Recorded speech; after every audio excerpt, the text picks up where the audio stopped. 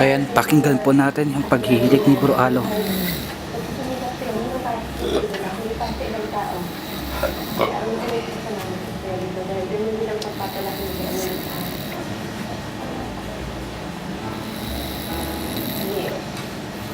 Ayan po, humihilik po siya.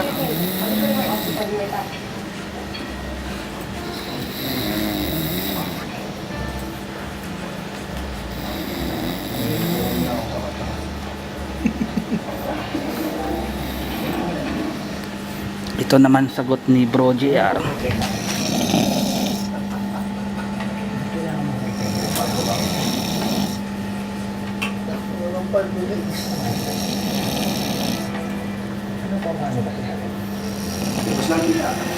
Ayan po, saksi po.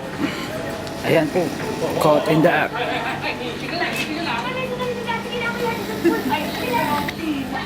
Ang masasabi mo, Bro Alo?